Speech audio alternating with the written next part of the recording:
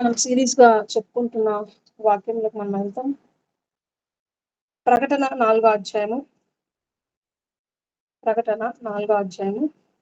అయితే ప్రకటన స్టార్టింగ్ నుంచి మనం చూసుకుంటే, యోహాన్ గారు పద్మాసు ద్వీపంలో జరుగుతున్న విషయాలన్నీ అంటే ఆయన దర్శనం రూపంలో అనుభవిస్తున్న ప్రతి ఒక్కటి మనకి తెలియజేస్తున్నారు ఈ ప్రకటన ద్వారా.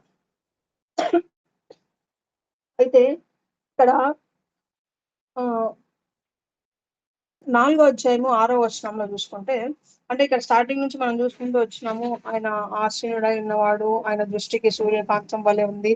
ఆయన యొక్క సింహాసనము ఎట్లుంది అంటే, ఆయన సింహాసనం చుట్టూ మరకతము వంటి ఒక ఇంద్రధనస్సుతో కప్పబడి ఉంది. ఆయన సింహాసనం చుట్టూ 24 సింహాసనాలున్నాయి. ఆ సింహాసనంలో 24 మంది పెద్దలున్నారు. వాళ్ళకి కిరీటాలున్నాయి. ఎదుట ఇంకోటి సింహాసనంలో నుంచి మెరుపులు, ధ్వని, ఇవన్నీ ఉరుములు ఇవన్నీ వస్తున్నాయి. సో, అవన్నీ గురించి కూడా మనం చెప్పుకుంటూ వచ్చినాం. అయితే ఈరోజు లాస్ట్ లాస్ట్ సర్మన్ ఏంటంటే 4 జీవులు 4 జీవులు ఉన్నాయంట. ఆ 4 జీవులు ఒకటి సింహము, ఇంకోటి దూడ, ఇంకోటి మనిషి, ఇంకోటి పక్షి. ఈ 4 జీవుల్ని చూపిస్తూ మనము నేర్చుకోవాల్సిన విషయం ఏంటిది? అసలేంటిది ఈ 4 జీవులు? ఎందుకు దేవుని ఎదుట నిలబడున్నాయి, దేవుని వెనక నిలబడున్నాయి అనేది మనం లాస్ట్ సెర్మన్‌లో విన్నాం. ఏంటిది అంటే మనం ముందున్న వాటి కొరకు ఎదురు చూస్తూ, వెనుక మనం ఏదైతే తప్పులు చేస్తున్నామో, లేకపోతే తప్పులు చేసి దాన్ని కరెక్ట్ చేసుకున్నామో, తర్వాత దేవుడు మనకు చేసిన కార్యాలన్నిటిని మనం గుర్తు చేసుకుంటూ, ఇంకా ఆత్మీయ జీవితంలో ఎదగాలని అక్కడ జీవులకి ముందు, వెనుక అన్ని కళ్ళుంటాయంట. ఇంకోటేంటి అంటే, మనము చేస్తున్న ప్రతి ఒక్క ప్రార్థనలు, లేకపోతే మనము ఏవైతే మొరపెడుతుంటామో, అవన్నీ దేవుడి దగ్గరికి తీసుకెళ్ళటానికి అవి గమనిస్తూ ఉంటాయంట. వెతుకుతూ ఉంటాయి మనల్ని. మనం ఏం జేస్తున్నామో. ఇంకా ఎట్లా అంటే కీన్ అబ్జర్వేషన్ అంటాం గదా! అసలు చాలా దృష్టి మన మీదనే ఉంచినట్లు. ఇప్పుడు, ఇప్పుడు ఒక టీచర్‌కి ఒక నార్మల్ టీచర్ ఏంటి అంటే, అందరు స్టూడెంట్స్‌ని గమనిస్తూ ఉంటది. ట్యూషన్ టీచర్ పర్టిక్యులర్‌గా హోమ్ ట్యూషన్ అంటే ఏంటి అంటే, ఆహ్, ఆ స్టూడెంట్‌ని మాత్రమే వాడి ఇంప్రూవ్‌మెంట్ కోసం జూస్తుంటారు. అట్లా ఆహ్, ఆయన దగ్గరున్న 4 జీవులు ఎట్లా ఎట్లా ఉన్నాయంట, దృష్టి కన్నులు ఎట్లున్నాయంటే వెనుక కన్నులున్నాయంట. ముందు ఒకసారి జూసుకుందాం అది. ప్రకటన 4 అధ్యాయము 6, 7 వచనాలు జూసుకుందాం. మరియు ఆ సింహాసనం ఎదుట 6, 7 మరియు ఆ సింహాసనం ఎదుట స్ఫటికమును పోలిన గాజు వంటి సముద్రం ఒకటుండెను. ఆ సింహాసనమునకు మధ్యను సింహాసనం చుట్టూ ముందు వెనుక కన్నులతో నిండిన 4 జీవులుండెను. ముందు వెనుక కన్నులతో నిండి ఎందుకు ముందు అంటే ముందు చూపు ఉండాలి మనకి. మన యొక్క ఆత్మీయ జీవితం ఇంకా ఎట్లా పెంచుకోవాలా అనేది ముందు చూపు. వెనక కన్నులు ఏంటివి అంటే మనం ఎట్లా ఏ పరిస్థితులలోంచి మనం వచ్చాము. ఆల్రెడీ మనము ఒక ఎగ్జాంపుల్ చెప్పుకున్నాం. ఏంటంటే మన పరిస్థితుల్ని చూస్తూ మనము ఉండిపోకూడదు. ఎందుకంటే మన పరిస్థితుల కంటే మనకి చాలా గొప్ప దేవుడు ఉంటాడు. ఒక పిక్చర్ ఎప్పుడు నేను చెప్తుంటా ఏంటంటే ఆహ్, సమస్యని చూస్తుంటాం. సమస్యనే మనకు పెద్దగా కనిపిస్తది. ఎందుకంటే మనం చూస్తున్నది సమస్య. మన దృష్టి దేని వైపు ఉంది అంటే సమస్య వైపు. ఆ సమస్యని మనం చూడకుండా మన దృష్టి దేవుని వైపు పెడితే సమస్య కంటే పెద్దగా దేవుడు కనిపిస్తాడు. సో, అప్పుడు మనకు ఆ సమస్య చాలా చిన్నగా అనిపిస్తది. సో, ఆత్మీయ జీవితంలో ఉంటే లేకపోతే మనము మన యొక్క ఆత్మీయ జీవితాన్ని పెంచుకుంటే మనకి సమస్యలు ఎట్లా కనిపిస్తాయంటే చాలా చిన్నగా కనిపిస్తాయి. సో, అది చూసుకున్నాం. ముందు వెనుక కన్నులు అంటే అది. సో, నెక్స్ట్ ఆహ్, ఏడవ వచనం చూసుకుంటే మొదటి జీవి సింహము వంటిది, రెండవ జీవి దూడ వంటిది, మూడవ జీవి మనుష్యుని ముఖము వంటి ముఖము గలది, నాలుగవ జీవి ఎగురుచున్న పక్షిరాజు వంటిది. ఈ 4 జీవుల గురించి వాళ్ళు చేస్తున్న కార్యాలేంటివి? అవి మనకెందుకు కనిపిస్తున్నాయి? అసలు అవి ఏం చేస్తున్నాయి అక్కడ అంటే, ఆ 4 జీవులు ప్రతి జీవికి 6 రెక్కలుండెను. అవి చుట్టూను రెక్కలు రెక్కల రెక్కల లోపటను కన్నులతో నిండి ఉన్నవి. అవి భూత, వర్తమాన, భవిష్యత్ కాలములలో ఉండు సర్వాధికారియు దేవుడునగు ప్రభువు పరిశుద్ధుడు, పరిశుద్ధుడు, పరిశుద్ధుడని మానక రాత్రింబగళ్ళు చెప్పుచుండెను. అవి ఏం చేస్తున్నాయి అక్కడ 4 ఉండి అక్కడ ఏం చేస్తున్నాయంటే అవి రాత్రింబగళ్ళు అసలు పునకక పరిశుద్ధుడు, పరిశుద్ధుడు, పరిశుద్ధుడు అని దేవునికి స్తుతులు చేస్తున్నాయంట. 7వ వచనం చూసుకుంటే సింహాసనమునందు ఆసీనుడై ఉండి యుగయుగములు జీవించుచున్న వానికి మహిమయు ఘనతయు కృతజ్ఞతాస్తుతులను కలుగును గాక అని ఆ జీవులు కీర్తించుచుండగా అవి ఏం చేస్తున్నాయి? పరిశుద్ధుడు పరిశుద్ధుడు అని స్తుతిస్తున్నాయి, దేవుణ్ణి కీర్తిస్తున్నాయి. సో మనకి మన జీవితంలో ఇంపార్టెంట్ అయిన విషయం ఏంటి అంటే మనము ఎప్పుడు దేవుణ్ణి ఆరాధించే పరిస్థితులలో మనం ఉండాలి. దేవుణ్ణి కీర్తించే పరిస్థితులలో ఉండాలి. ఎందుకు ఈ 4 జీవుల్ని చూపిస్తూ మనకు చెప్తున్నారు అంటే, మనము ఎక్కడ మన యొక్క ఆరాధన విషయంలో మనం తప్పిపోయినామేమో. నార్మల్‌గా మనం చర్చ్‌కి ఎట్లా ఎళ్తామంటే, వాక్యంకి గదా అవసరము. సో, వాక్యం టైంకెళ్తే సరిపోతది గదా అని చాలా మంది, అందరం గూడా ఆ వాక్యం టైంకెళ్తాం. కానీ వాక్యం కంటే ముందు ఆరాధన చాలా ముఖ్యం. ఎందుకంటే ఆరాధనలో మనము అనుభవించి దేవుడు మనతో మాట్లాడుతున్న విషయానికి మనము లీనమైతాం. మనము అక్కడ ఆ ప్రెజెన్స్‌ని మనము అనుభవిస్తూ ఉంటాం. అందుకనే ఆరాధన చాలా ఇంపార్టెంట్. కానీ మనకు గావాల్సింది ఏందంటే ఒక వాక్యం. ఎందుకు మనం చర్చ్ నుంచి కొంతమంది ఆహ్, చర్ ఆహ్, వాక్యం దేనికోసం వింటారంటే వాళ్ళ వాళ్ళ వాళ్ళ కరెక్షన్స్ కోసం కొంతమంది వింటాము. కొంతమంది ఏంటి అంటే ఇంటికొచ్చిన తర్వాత చాలా మంది అడుగుతారు, "ఏం వాక్యం చెప్పుకున్నారు ఈరోజు మీ చర్చ్‌లో" అని. మాకైతే నేను హాస్టల్‌లో ఉన్నప్పుడు, పీహెచ్‌డీలో ఉన్నప్పుడు మమ్మీ వాళ్ళు చర్చ్‌కెళ్ళేవాళ్ళు. నేను అక్కడ చర్చ్‌కెళ్ళేదాన్ని. ఇంటికొచ్చిన తర్వాత మళ్ళీ ఇద్దరం చెప్పుకున్నాం. మీ చర్చ్‌లో ఏం చెప్పారు ఈరోజు వాక్యము అంటే, మమ్మీ అట్లా ఇద్దరం ఎక్స్‌చేంజ్ చేస్తూ ఉంటామంట ఎక్స్‌చేంజ్ చేస్తూ ఉంటాం వాక్యం మేము. అట్లా ఇంటికొచ్చిన తర్వాత ఎవరికొరికి చెప్పాలమ్మా, వాళ్ళు వినలేదంటే ఎందుకు పోయినావు చర్చ్‌కి ఇవన్నీ అడుగుతారు. అందుకోసమే వాక్యం వినాలా అని కొంతమంది ఉంటాం. కొంతమంది ఏందంటే జస్ట్ పొయ్యి వచ్చే వాళ్ళలాగా ఉంటాం. దానికోసము వాక్యం వినడం. కానీ వాక్యము ఎట్లా ఇనాలంటే దానికంటే ముందుగా మనం సిద్ధపాటు కలిగి ఉండాల. ఎగ్జామ్ రాయాలంటే డైరెక్ట్‌గా పోయి ఎగ్జామ్ రాయలేము. దానికంటే ముందు కొన్ని డేస్ మనం చదివితేనే ఎగ్జామ్‌లో మంచి మార్క్స్ వస్తాయి. అట్లనే వాక్యం మనం వినాలి అంటే, లేకపోతే వాక్యం మనకు అర్థం అవ్వాలి అంటే, లేకపోతే వాక్యంతో దేవుడు మనతోనే మాట్లాడుతున్నారు అని ఎప్పుడు అనిపిస్తదంటే, ఎప్పుడైతే మనం ఆరాధనలో లీనమైపోతామో, ఎప్పుడైతే ఆయన చేసిన కార్యాలన్నీ మనం గుర్తు చేసుకుంటూ ఉన్నప్పుడు మనము ఆరాధనలో అనుభవించగలుగుతాం. అందుకే ఇక్కడ దేవదూతలు ఏం చేస్తున్నారు? అనుభవిస్తున్నారు ఆయనని. పరిశుద్ధుడు, పరిశుద్ధుడు అని. ఇంకోటేంటి అంటే మనము రేపు ఒకవేళ మన యొక్క ఆత్మీయ స్థితిలో మనం మంచిగా ఉంటే దేవుని దగ్గరికెళ్ళినప్పుడు అక్కడ బైబిల్ ఉండదు, వాక్యం ఉండదు, ఎవరు పరిచర్య చేయడానికి ఎవరుండరు. మనం చేస్తున్న పని ఏంటంటే ఓన్లీ స్తుతులు చేసుకోవడమే. సో, ఇక్కడ మనం ప్రాక్టీస్ చేసుకుంటే అక్కడ పోయిన తర్వాత మనము దేవుడిని మాత్రమే ఆరాధించడం దానికి ఉంటది. అట్లా ఇక్కడ దేవదూతలు ఏం చేస్తున్నారు? కీర్తిస్తున్నారంట ఆయనని. సో, ఇక్కడ చూసుకుంటే ఆ 4 జీవులు ఏం చేస్తున్నాయి? ఆ 4 జీవులు ఎవరసలు? ఏంటిది ఆ 4 జీవులు మనకు నేర్పిస్తున్న విషయాలేంటివి? అంటే, ఏడో వచనంలోకొచ్చేసరికి వాళ్ళు రూపాలు ఇవి, ఇవి అని తెలిసినాయి. 8, 9 వచనాలకొచ్చేసరికి వాళ్ళు దేవుణ్ణి స్తుతిస్తున్నారు, దేవుణ్ణి కీర్తిస్తున్నారు అని తెలుస్తుంది. సో, ఆ 4 జీవులు లక్షణాలు మనకి ఏమి ఆ 4 జీవులలో ఉన్న లక్షణాలు మనకు ఉన్నాయా లేవా మనం చెక్ చేసుకుందాం. కొన్ని మనము చూసుకుంటూ వస్తాం. ఒకవేళ మంచి మన పేరెంట్సే ఉన్నారు. చర్చ్‌కెళ్ళే వాళ్ళని చూపించి, చూడు ఆ అక్క చూడు ఎంత మంచిగుందో, ఎంత మంచిగా దేవునిలో ఎదుగుతుందో, దేవునిలో ఆహ్, అసలు నో చెప్పకుండా పాటలు పాడడానికి ఎళ్తది. నో చెప్పకుండా బైబిల్ రీడింగ్ జేయడానికెళ్తది. సో, అట్లా ఉండాలి అక్క వాళ్ళు అని కొంతమంది చెప్తూ ఉంటారు. నేను చాలా పేరెంట్స్‌ని చూసినాను. సండే స్కూల్‌కెళ్ళేటప్పుడు పిల్లల్ని చూపిస్తాను. నువ్వు గూడా అట్లా అక్కలాగా రెడీగా ఉండాలి దేనికోసమైనా, దేవుని పరిచర్య చేయటానికి దేనికోసమైనా పిలిచినప్పుడు అని చెప్పి పేరెంట్స్ చెప్తూ ఉంటారు పిల్లలకి. ఇట్లా ఉండాలా, ఇట్లా ఉండాలా అని. సో, ఇప్పుడు ఈ 4 జీవుల్ని చూసి మనమేం నేర్చుకోవాలి అంటే ఫస్ట్ జీవి ఏంటి అంటే సింహం. సింహంని చూసి మనమేం నేర్చుకోవాలి అంటే సింహం ఎట్లుంటది నార్మల్‌గా జంగిల్‌లో ఎట్లుంటది సింహం అంటే ధైర్యంగా అసలు ఇంక ఎవ్వరు దానికి పోటీ ఉండరనమాట. కింగ్ ఆఫ్ ఫారెస్ట్ ఏంటిది అంటే మనము లయన్ అనే చెప్తాం.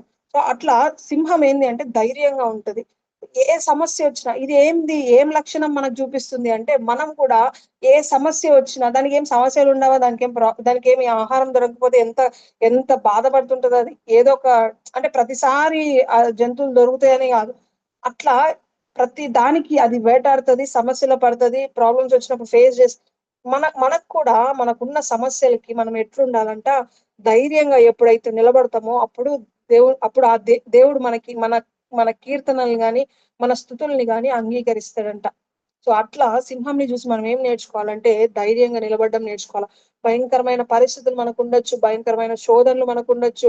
ఎన్నో మనకంటే ఇంకా చాలా అంటే చాలా ఈజీ మనకు బైబిల్ చదవడం గానీ, ఆహ్, చర్చ్‌కెళ్ళటం గానీ, కానీ కొంతమంది కన్వర్టెడ్ అయిన వాళ్ళుంటారు. నాకు తెలిసిన ఒక సిస్టర్ ఉన్నారు. ఆమైతే ఈవెన్ చ చర్చ్‌కెళ్ళడం పక్కన పెడితే ఇంట్లో బైబిల్ చదువుకుంటే బైబిల్ మొత్తం చించేసేవాళ్ళు.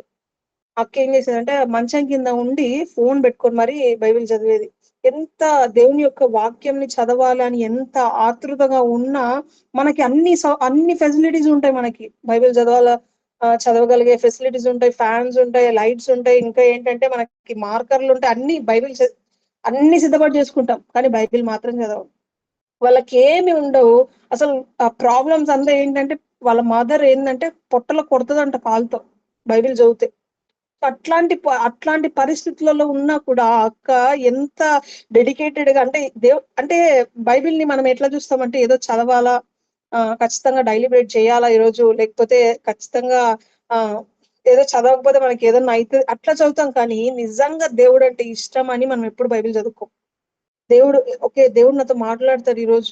సో, నేను ఖచ్చితంగా బైబిల్ చదవాలి. ఏం మాట్లాడతాడు? ఇప్పుడు ఒక బాయ్ ఫ్రెండ్, ఒక గర్ల్ ఫ్రెండ్ ఉన్నారనుకో ఖచ్చితంగా వాళ్ళేం జేస్తారు? ఒకరు మాట్లాడుకోవడం, ఇష్టంగా ఉంటది వాళ్ళకి మాట్లాడుకోవాలని. అట్లనే దేవుడంటే మనం ఇష్టంగా మనం ఫీల్ అయితే, ఆయనని మనం ప్రేమిస్తే మనము ఖచ్చితంగా ఇష్టంగా ఎళ్లి చదువుతాం. మనం ఆయనను ప్రేమించట్లేదు కాబట్టి మనం బైబిల్‌కి దూరంగా ఉంటున్నాం. బైబిల్ చదవడానికి దూరంగా ఉంటున్నాం. సో, ఇక్కడ సింహం ఏం చేస్తదంట ధైర్యంగా ఉంటదంట. ఏ పరిస్థితులొచ్చినా, ఎంత భయంకరమైన సిట్యుయేషన్స్ ఉన్నా ధైర్యంగా ఉంటది. దావీద్ గారిని సింహపు బోనులో ఏసినప్పుడు ఆయన ఎట్లున్నారు ఆ సింహాల కంటే ధైర్యంగా ఉన్నారు. ఎందుకంటే ఆయనకున్న విశ్వాసం అట్లాంటిది. ధైర్యంగా ఉన్నారు. వాటికంటే ధైర్యంగా ఉన్నాడంట ఆయన. సో, అట్లాంటి ధైర్యము ఈ సింహంని జూసి మనం నేర్చుకోవాలి. ఈ జీవిని జూసి మనం నేర్చుకోవాలంట. సెకండ్‌ది ఏంటంటే దూడ. దూడ ఏం జేస్తది మామూలుగా దూడని దేనికి యూజ్ జేస్తారంటే ఒకటి బలిగా, ఇంకోటేంటంటే పని జేయడానికి యూజ్ జేస్తారు. సో, ఇంకోటి పని జేయడానికి. బలిగా అనేది ఒకసారి ఆలోచిస్తే అంటే మన యొక్క శరీరాన్ని మనం బలి అంటే ఏదో చంపుకోవడం అని కాదు గానీ, ఇక్కడ నాకర్థమైంది ఏంటంటే మన యొక్క శరీరాన్ని మనము సాక్రిఫైస్ చేసి మనకేందంటే కొంచెం పని జేస్తేనే ఒళ్ళు అలసట పడిపోతది. సో, అట్లాంటిది మనం సాక్రిఫైస్ జేయాలి. ఎవరి పని జేస్తున్నాం మనం దేవుని పని జేస్తున్నాం అని ముందుకు వేయాల అడుగు. దేవుని సేవలో మనం ఎట్లా ఉంటున్నాము. సో, దూడ ఏం జేస్తుందంటే తనకిచ్చిన పనిని నమ్మకంగా జేస్తదది. ప్లవింగ్ చేయమంటే ఖచ్చితంగా, దున్నమంటే ఖచ్చితంగా ఆ పనిని ఎందుకంటే కొడతా ఉంటారు గాబట్టి. చెయ్యకపోతే. సో, అట్లా మనం కూడా పని చేయడంలో, దేవుని యొక్క సేవ చేయడంలో మనం ఎప్పుడు వెనకడుగు వేయగూడదు. అంటే పాస్టర్ చెప్పినారు గదా! నాకిది అలవాటు జేసినారు గదా! ఈ పాటలు పాడడానికి నాకు కంపల్సరీ ఈరోజు ఇచ్చినారు గదా! అని మాత్రం మనం జేయగూడదు గానీ, దేవుడంటే ఇష్టంతో చేయాల. ఇది నేను దేవుని కోసమే జేస్తున్నా. ఆయన పరిచర్య కోసమే నేను జేస్తున్నా. నా యొక్క పనులన్నిటిని నేను సాక్రిఫైస్ చేసి ఆయన పనికి మాత్రమే నేను సిద్ధపాటు కలిగి ఉన్నాను. అని ఎప్పుడైతే డెడికేటెడ్‌గా ఆయనకి మనం సమర్పించుకుంటామో, అప్పుడు మన కీర్తనల్ని, మన స్తుతుల్ని ఆయన అంగీకరిస్తాడంట. ఒక దూడలాగా దేవుని యొక్క సేవను మనం చేసుకోవాల. ఒక దూడలాగా ఏ పని చేయడానికైనా ముందడుగు వేయాల. నాకు రాదు ప్రభువా! నేను చెయ్యను ప్రభువా! నాకింకా టైం రాలేదు. ఇంకా నేను ఈ లోకాన్ని అనుభవించాలా అనే ఒక పరిస్థితిలోకొస్తే నేను చాలా టైమ్స్ ఒక మనిషి గురించి జెప్పిన. ఆయన పాస్టర్ ఆల్రెడీ హెచ్చరిచ్చాడాయనని. "నువ్వు నువ్వు రా బాబు సేవలోకి రా. యవ్వన కాలంలో ఉన్నావు. నువ్వు మంచిగా దేవునిలో వాడబడతావు. నువ్వు ఏదో ఒక ఇన్‌స్ట్రుమెంట్ నేర్చుకో. నువ్వు దేవునిలో సేవలో వాడబడు" అని చెప్తే, "అయ్యో! పాస్టర్ గారు లేదండి. నేను చాలా ఆహ్, అంటే ఇప్పుడే నేను రాలేను. నాకింకా ఎంజాయ్ చేసేటివి చాలా పనులున్నాయి. అవన్నీ ఎంజాయ్ చేసి నేనొస్తాను. అప్పుడు నాకు కావాలంటే నన్ను ప్రతిష్ఠించుకుంటాను నేను" అని చెప్తాడు. కొన్ని ఇయర్స్ అయిన తర్వాత ఆయనకే అనిపిచ్చింది. ఇప్పుడు నేను దేవుని సేవలోకెళ్ళాలనుకుంటున్నాను. ఆహ్, ఎళ్ళాలని అన్ని పరిచర్య చేయాలని అనుకుంటున్నాను. కానీ నా యొక్క శరీరము సహకరించట్లేదు. కొన్ని ఇయర్స్ గడిచిపోయింది. దాని తర్వాత ఆయనకి జ్ఞానోదయం అయింది. అయ్యో! ఇంకేం లేదు. అల్టిమేట్‌గా దేవుని పనే చెయ్యాలా అని ఎప్పుడైతే అనుకున్న నెక్స్ట్ మినిట్‌కే ఆయనకి అనిపిచ్చిందేందంటే, కనీసం బైబిల్ ఓపెన్ చేసి చదవడానికి గూడా నా కళ్ళు సహకరించవు. కనీసం ఇంకొకరికి నేను వాక్యం చెప్పడమో, లేకపోతే బైబిల్ రీడింగ్ చేయడానికి గూడా నా మూతి సహకరించదు. ఎందుకంటే నాకు నత్తి నత్తిగొస్తున్నాయి మాటలు. నా చెయ్యి పని చేయడానికి నా చెయ్యి వణుకుతుంది. ఈవెన్ నేను లేసి నడిచి కట్టె పట్టుకొని పోవడానికి కూడా పరిస్థితి లేదు. ఎవరికైనా పరిచయం, ఎవరికైనా ఫుడ్ పెట్టడానికి కూడా. ఈవెన్ కడపత్రికలు పంచడానికి కూడా నాకు పాసిబిలిటీ లేదు ఇప్పుడు. వేరే ప్లేస్ కి పాస్టర్ గారితో కలిసి వేరే ప్లేస్ కి వెళ్ళాలన్నా నేను కుంటుతున్నా, నేను ఎట్లా వెళ్ళగలను? అప్పుడు రియలైజ్ అయినాడంట. ఆ రోజు పాస్టర్ గారు చెప్పింది చేస్తే దేవుడి యొక్క పనిలో నేను అప్పుడు ఉన్న టైంలో, అంటే ఇచ్చిన టైంని దేవుని సేవలో ఇంకా చాలా మంది ఏం చేస్తారంటే పేరెంట్స్ పిల్లల్ని చదువు రాకపోతే వాళ్ళని పంపిస్తారు. దేవుని సేవలోకి వెళ్ళి థియాలజీ చేసుకో, లేకపోతే బైబిల్ క్లాసెస్ లో అక్కడ పో, లేకపోతే దేవుని యొక్క పరిచర్యలోకి పో, డ్రమ్స్ గాని ఏదో ఒకటి గాని అని. ఒక ఆయన నాకు బాగా తెలుసు. ఆయన ఏంటంటే ఆయన 2 కొడుకులు ఉంటారు. 2 కొడుకుల్ని బాగా చదివిపిచ్చి సేవలోకి పంపించాడు. వాళ్ళ వైఫ్ అడిగింది, ఎందుకు మంచిగా చదివిపించినావు కదా, మంచిగా జాబ్ కి పంపించచ్చు కదా, ఎందుకు సేవలోకి పంపించినావు అని. ఆయన చెప్పిన మాట ఏంటంటే, నేను చదివిపించిందే వాళ్ళని సేవలోకి పంపించాలని. ఎందుకు పనికిరాని వాళ్ళని దేవుని దగ్గర పంపిస్తారు? ఎందుకు పనికి వచ్చే వాళ్ళని దేవుని దగ్గర పంపిస్తే వాళ్ళు ఇంకా ఇతరులకి చెప్పేటప్పుడు వాక్యాన్ని ఇంకా స్పష్టంగా అర్థమయ్యే రీతిగా వాళ్ళు.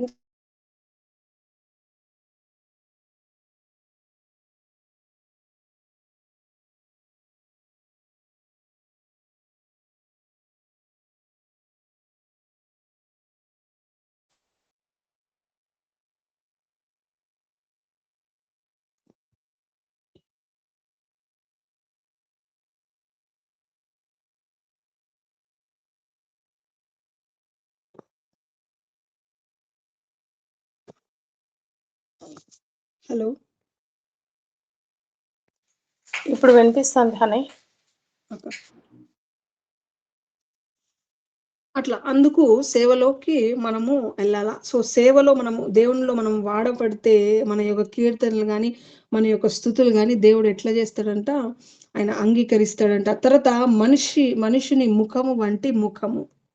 సో మనిషికి అక్కడ ఇంకొక జీవితో ఏం చెప్తున్నారంటే, ఆయన ముఖము ఎట్లుందంట, మనుషుని పోలిన ముఖం అంట. ఎందుకు మనుషుని పోలిన ముఖం? ఆయన చూసి అక్కడ ఆ జీవిని చూసి మనం ఏం నేర్చుకోవాలి అంటే 2 విషయాలు ఇక్కడ. ఫస్ట్‌ది జ్ఞానం కలిగి ఉంటాం మనుషులం మనం. ఎట్లా జ్ఞానం కలిగి ఉంటామంటే, నార్మల్‌గా ఒక మెషిన్ చూసుకుంటే మెషిన్‌కి లేకపోతే ల్యాప్‌టాప్‌కి ఏదో ఒక కోడ్ ఇచ్చేసి నువ్వు ఈ పని చేయి అంటే ఆ పని చేసి పెడతది. లేకపోతే ఒక మెషిన్ లేదు దీన్ని రుద్దు అని స్విచ్ ఆన్ చేస్తే అది నీట్‌గా పౌడర్ లేకపోతే నీట్‌గా పిండిని చేసి ఇస్తది. అట్లా మనిషి ఏంటంటే ఇంకా కొత్తగా ఏం చేయొచ్చు, ఇంకా దీన్ని ఎట్లా ఇంప్లిమెంట్ చేయాలా, ఓకే ఇంత ఈజీగా ఎట్లా చేయాలా దీన్ని అని దాన్ని తయారు చేసి ఇయ్యగలిగిన జ్ఞానము మనిషికుంది.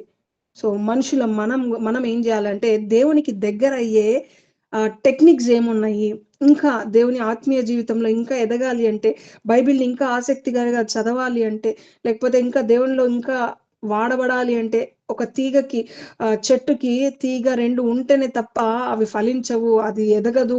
అట్లా దేవుడు నేను ఉంటే తప్ప మేము ఇంకా ఎదగలేము అని దేవునికి ఎంత క్లోజ్‌గా రావాలా అనే టెక్నిక్స్ అనే జ్ఞానము మనుషులకు ఉంటది. సో అట్లాంటి జ్ఞానం కలిగి మన బ్రెయిన్‌ని లేకపోతే మన టెక్నిక్స్‌ని యూజ్ చేసి మనము దేవునిలోకి రావాలంట. అట్లా దేవుణ్ణి మనం స్తుతిస్తే మన యొక్క జ్ఞానంని యూజ్ చేసి. సెకండ్‌ది ఏంటి అంటే దేవునికి మనకి ఉన్న సంబంధం ఎట్లాంటిది? మనిషికి మామూలుగా ఆహ్, దేనికి సంబంధం ఉండదు గానీ, ఒక మనిషికి మాత్రమే దేవునితో సంబంధం ఉంటది. మిగతా ఏ జీవులు గానీ, లేకపోతే ఏవి కానీ దేవునితో మాట్లాడలేరు డైరెక్ట్‌గా. మనుషులం మాత్రమే మనము దేవునితో మాట్లాడుతూ ఉంటాము. ఎట్లా మాట్లాడుతూ ఉంటాము దేవునితో మనము అంటే, ఒకసారి మనము ఆదికాండంలో చూసుకుంటే ఆదాము ఎట్లా దేవునితో మాట్లాడుకుంటూ వచ్చారు. ఇంకోటేందంటే ఆదాము ఏం చేశాడు, దేవుడు ఏం చేస్తున్నాడంట, ఆయన యొక్క సింహాసనాన్ని విడిచిపెట్టి కిందికి దిగొచ్చి అక్కడ ఆయనకి కావాల్సిన వాళ్ళు లేరా, దేవదూతలు లేరా? నిత్యము రాత్రింబగళ్ళు స్తుతించే దేవదూతలు ఉన్నారు అక్కడ జీవులు ఉన్నాయి, ఇంకా చాలా మంది ఉన్నారు అక్కడ. కానీ ఆయన సింహాసనం దిగొచ్చి నేను ఆదాముతో మాట్లాడాలా, ఆదాము ఎక్కడున్నావు అని ఆయన ఆ యొక్క సంబంధం అంత ఇష్టంగా పెంచుకుంటూ సాయంత్రం అయితేనే నార్మల్ గా చాలా ఇష్టంగా చాయ్ తాగే వాళ్ళు ఉంటారు, చాలా ఇష్టంగా చాయ్ గాని లేకపోతే కాఫీ గాని చాలా ఇష్టంగా తాగే వాళ్ళు ఉంటారు. అబ్బా! తాగుతూనే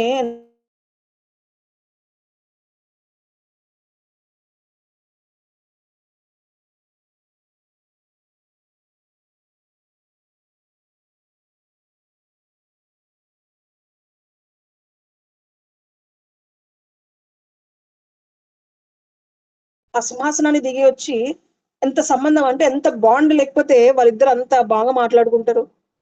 ఎప్పుడైతే పాపం అనేది వచ్చినప్పుడు వాళ్ళిద్దరి మధ్యలో బాండ్ తగ్గిపోయి తెర అనేది వచ్చేసింది. వాళ్ళిద్దరి మధ్యలో పాపం అనేది వచ్చేసింది. సో దేవునికి మనకి సంబంధం ఎట్లుండాలంట అసలు ఇంకా విడిపోకూడదు. అట్లాంటి సంబంధం మనకి ఏ బాధ వచ్చినా ఇదో దేవుడా నాకు ఈ బాధ వచ్చింది. ఒక ఫ్రెండ్ తో మనం ఎట్లా షేర్ చేసుకుంటాం, ఒక మమ్మీతో ఒక డాడీతో ఎట్లా మనం షేర్ చేసుకుంటాం అట్లా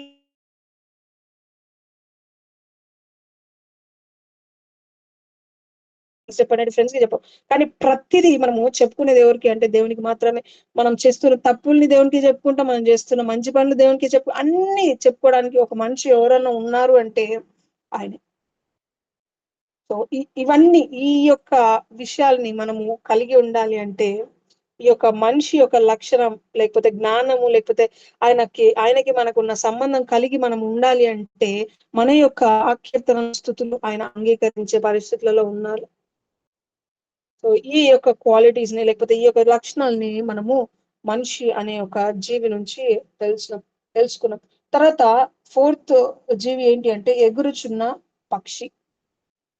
ఒకసారి ఒకసారి పక్షిరాజుని చూసుకుంటే ఒకసారి నేను ఈ సర్మన్ చెప్పిన ఏంటంటే పక్షికి కొన్ని క్వాలిటీస్ ఉన్నాయి. అది అసలు అందనంత ఎత్తుగా ఎగిరిపోతది. చాలా పైకి ఎగిరిపోతది. ఇంకోటి ఏంటి అంటే దాని ముక్కు ముసలి ముక్కు అయినప్పుడు దానికి కొట్టుకొని అది మళ్ళీ కొత్త ముక్కుని తెచ్చుకోగలుగుతది.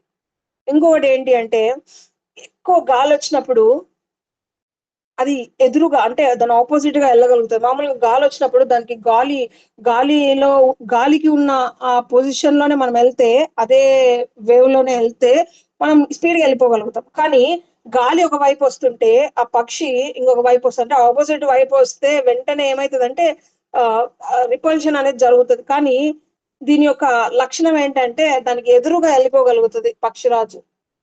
ఇంకొకటి ఏంటంటే పైన ఎక్కడో కొన్ని కొన్ని కొన్ని కిలోమీటర్స్ పైన చూసిన ఒక జంతువు లేకపోతే ఒక కుందేలో లేకపోతే ఏదో ఒక ఆహారాన్ని చూసిందంటే దాని దృష్టి ఇంకా దేని వైపు సరే సరిగ్గా దాని దగ్గరకు వచ్చి దాన్ని పట్టేసుకుంటదంట.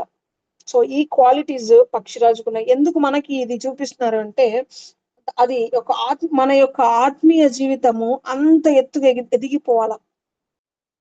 ఈ రోజు చేయలేదు, నెక్స్ట్ డే ఇంకా కొంచెం ఇంప్రొవైజ్ చేసుకోవాలి. ఈ రోజు వాక్యం చదవలేదు, తప్పైపోయింది, దానికి రిపల్షన్ దేవుడిని అడుగుతున్నాం మనము, దేవుడు రిపెంట్ అవుతున్నాను, నన్ను క్షమించని చెప్పి దేవుడిని అడిగి నెక్స్ట్ డే ఏం చేయాలంటే ఇంకా కొంచెం ఇంప్రొవైజ్ చేయాలి దాన్ని. అది ఒక క్వాలిటీ. సెకండ్ ఏంటంటే దాని చూపు.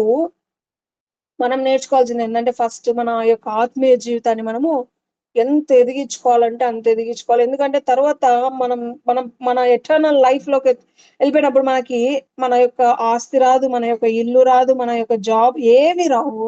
ఒక్కటి మనం ఏదైతే మన యొక్క ఆత్మీయ జీవితాన్ని మనం పెంచుకుంటామో అది మాత్రమే మనము అక్కడ అనుభవించగలుగుతాం. అక్కడ మాత్రమే దేవుడు అడుగుతుంటాడు, ఇదో ఈ క్వాలిటీస్ నువ్వు వేసుకొని ఉన్నావు. ఆ జైల్లో బోర్డు వేసుకుంటారు కదా, ఈ ఈ ఈ ఈ ఖైదీ అని ఒక స్లేట్ లో రాసి వాళ్ళ మెడలో వేస్తారు. అట్లనే తీర్పులోనికి వచ్చినప్పుడు ఇదో ఈ క్వాలిటీస్ నీకు ఉన్నాయని దేవుడు ఒక్కొక్క బోర్డు వేసిపోవాలి మనకి, అంత మంచి క్వాలిటీస్ ఉన్నాయి నీకు. సో మన యొక్క ఆత్మీయ జీవితం అంత ఎత్తుగా ఎదిగిపోవాల. సెకండ్ది ఏంటిది అంటే మన యొక్క చూపు ఇప్పుడు ఆ పక్షిరాజు ఏం చేస్తుందంటే ఒక్కదాన్ని చూసిందంటే ఇంకా దేని వైపు చూడదు, సరిగ్గా వచ్చి దాన్ని పట్టేసుకునేంత వరకు. సో మనం కూడా మన యొక్క ఆత్మీయ జీవితంలో మన దృష్టి ఎట్లుండాలి అంటే ఏదైతే మన ఎటర్నల్ లైఫ్ ఉంటుందో దాన్ని పోవడానికి మాత్రమే, ఆ పరలోక రాజ్యానికి పోవడానికి మనము ఏది చేస్తే మనం పోతాము. ఇప్పుడు ఐఏఎస్ కి ఏది చదివితే మనం క్వాలిఫై అవుతాము, ఎట్లా టెక్నిక్స్ పెట్టి చదివితే మనం క్వాలిఫై అవుతామో, ఒక బ్యాంక్ ఎగ్జామ్ కి ఎన్ని ట్రిక్స్ పెడితే మనము క్వాలిఫై అవుతామో, ఎన్ని ట్రిక్స్ పెడితే ఆ యొక్క క్వశ్చన్స్ ని మనము ఆన్సర్ చేయగలుగుతామో, అట్లానే ఏవి ఎంత ఎంత మనము ఇంప్రవైజ్ చేసుకుంటే మన యొక్క ఆత్మీయ జీవితాన్ని అంత అంత అంత ఈజీగా పరలోక రాజ్యానికి చేరగలుగుతాం. ఈ 4 జీవులు మనకు నేర్పిస్తున్నట్టు ఏంటి అంటే, సింహము ధైర్యాన్ని మనకు నేర్పిస్తుంది. దూడ సేవలో ఎట్లా దేవుని యొక్క పరిచర్య ఎంత ఎంత నమ్మకంగా చేయాలా అనేది నేర్పిస్తుంది. మనిషి మనకేం నేర్పిస్తుందంటే, మనిషి యొక్క జ్ఞానము దేవునికి వాడబడాలా, ఇంకా దేవునికి మనకి ఉన్న సంబంధాన్ని మనం పెంచుకోవాలా. తర్వాత ఎగురుతున్న పక్షి ఏం చూపిస్తుందంటే, మన యొక్క ఆత్మీయ జీవితంని అట్లనే ఎదిగించుకోవాలా. ప్రతిరోజు ఒక స్టెప్ ముందరకేసుకుంటూ పోవాలా. తర్వాత మన చూపుని, మన దృష్టి మన సమస్యల వైపు కాకుండా, మనం ఇంకా ఎంత తొందరగా దేవునికి దగ్గర అయిపోయే పరిస్థితులు ఏవేవి ఉన్నాయో అవన్నిటిని మనము తెలుసుకొని, ఆ టెక్నిక్స్ ని యూజ్ చేసుకొని, ఈ 4 జీవులు ఏవైతే చేస్తున్నాయో అవి చేస్తున్నాయి కాబట్టే దేవుడు వారి కీర్తనలు, వాళ్ళ స్తుతుల్ని అంగీకరిస్తున్నాడు. సో మనం కూడా ఇవన్నీ చేస్తే మన యొక్క కీర్తనలు గాని, మన యొక్క స్తుతుల్ని గాని దేవుడు అంగీకరిస్తారు. సో ఇక్కడ 10, 11 కూడా చూసుకుంటే, ఆ ఆ 24 పెద్దలు సింహాసనమునందు ఆసీనుడైయుండు వారిని ఎదుట సాగిలపడి, యుగయుగములు జీవించుచున్న వారికి నమస్కారము చేయుచు, ప్రభువా మా దేవా, నీవు సమస్తమును దృష్టించితివి, నీ చిత్తమును బట్టి అవి ఉండెను, దానిని బట్టి సృష్టింపబడెను, గనుక నీవే మహిమ ఘనత ప్రభావములు పొందనర్హుడవని చెప్పుచు తమ కిరీటములను ఆ సింహాసనం ఎదుట వేసిరి. సో ఇక్కడ కొన్ని ఆ జీవుల గురించి మనం తెలుసుకోవాలంటే, ఇక్కడ యెహెజ్కేలు 1వ అధ్యాయము 5 నుంచి 10 వరకు చూసుకుంటే అక్కడ క్లియర్ గా ఆ యొక్క జీవుల గురించి చెప్పుకుంటూ వచ్చారు. తర్వాత యెషయా 6:1 నుంచి 3 చూసుకున్నా కూడా అక్కడ కూడా జీవుల గురించి చెప్పుకుంటూ వచ్చారు. జీవులు ఎట్లా అని. ఇక్కడ ఏంటి అంటే, ఆ జీవుల నుంచి మనమేం లక్షణాలు నేర్చుకోవాలా అనేది చూపించుకున్నాం. సో ఇప్పుడు మనం నేర్చుకోవాల్సినవి ఏంటివంటే, సింహం లాగా ధైర్యంగా, దూడలాగా సేవ చేసే పరిస్థితిలోకి, తర్వాత మనిషిలాగా జ్ఞానం, ఇంకోటి దేవునికి దగ్గరగా ఉన్న సంబంధం, తర్వాత పక్షిరాజు నుంచి చూసుకుంటే ఆత్మీయ జీవితంని మనము ఎట్లా ఎదిగించుకోవాలా, ఇంకా ఉన్న పరిస్థితిని కాకుండా రోజు రోజుకి ఇంప్రవైజ్ చేసుకుంటూ ఉండాలా. తర్వాత మన చూపు ఒక దాని మీద ఉంది అంటే ఆ దాని మీద మాత్రమే మనం ఉంచుకోవాలా. సో ఆ యొక్క లక్షణాలని మనం నేర్చుకుంటే దేవుడు మన స్తుతుల్ని గాని, మన కీర్తనల్ని గాని అంగీకరిస్తారు. సో మన స్తుతులు మనం చేస్తాం, కానీ ఏదో నామకార్థంగా అవి పాటలు పాడాలి కాబట్టి, ఆరాధన చేయాలి కాబట్టి, బైబిల్ చదవాలి కాబట్టి అట్లా చేస్తాం. కానీ దాన్ని అది దేవునికి ఇష్టంగా, దేవుడు అంగీకరించాలి అంటే దాన్ని మనస్ఫూర్తిగా, ధైర్యంగా, ఆయనకి ఇష్టంగా, ఇంకా దగ్గరగా ఉండే పరిస్థితులకు మనం తీసుకురావాలా. దేవుడు ఈ వాక్యాన్ని మన వెనుకట్లో ఉంచుగాక. ఆమేన్.